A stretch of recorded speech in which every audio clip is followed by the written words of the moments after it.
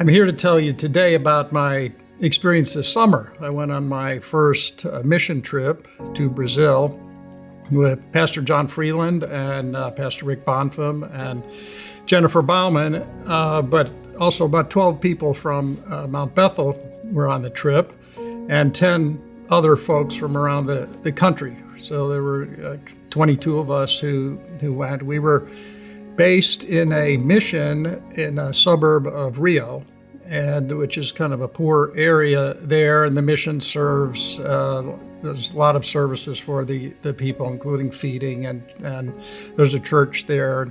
So that's where we were stationed, but we were planning to go, or we were going to go to a church about 4 hours north of Rio.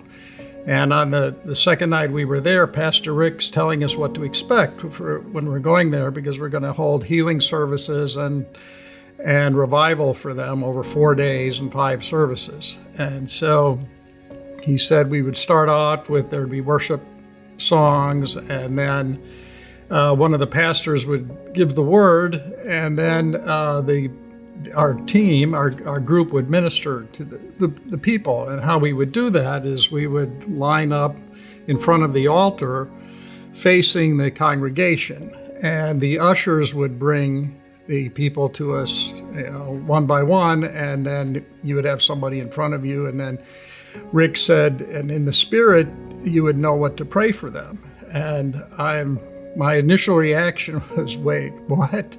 And he said, yes, you would know if they need comforting, if they needed encouragement, if they needed healing. And I'm thinking, I'm kind of looking around the room, does anybody else have a problem with this? But apparently not, that I was the only one that thought this was a challenge. But I went to my room that night, and I was really troubled. I was praying and praying. I said, I can't do this. I don't know how to do this. I even typed into Google, what does the Bible say about being inadequate? And it came up that I should read all about Gideon, who felt very inadequate, but God used him in a mighty way. I won't tell the whole story, but I read quite a bit about that. So I figured God wanted to use me, and I'm here, and I want to help people, but I just didn't know how. So I was praying to God, you better send somebody down to my room, Pastor Rick or Pastor John, but, better come and help me out. And I heard back, internally, so like, nobody's coming to your room. But I also heard in the same breath, I already sent 21 people to be with you, but you have to go to them. So I finally got to sleep that night, and the next morning, we had breakfast, a couple worship songs, but before Rick was going to do Bible study, I asked if I could speak to the group. And he said, sure. So I got up, and first thing I said, I think I'm on the wrong mission trip. I said, I'm the finance guy. That's what I do. John Freeland, Pastor Jody, Pastor Rick, they do the ministry work. I said, I thought everybody understood that. I thought God understood that.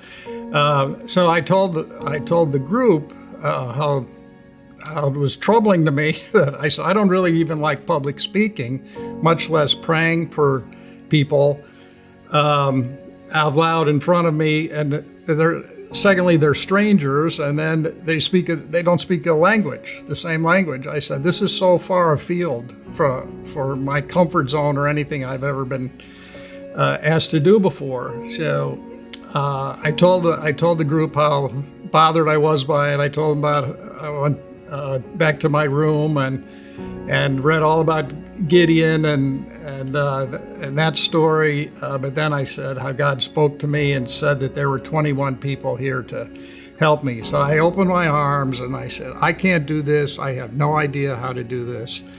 And I need help. And boom, everybody kind of rushed, grabbed me, prayed for me. The Holy Spirit hit me.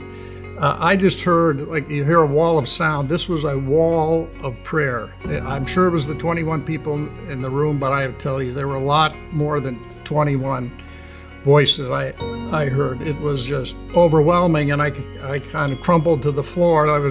They caught me and laid me down, fortunately, but I just kept hearing more and more prayers.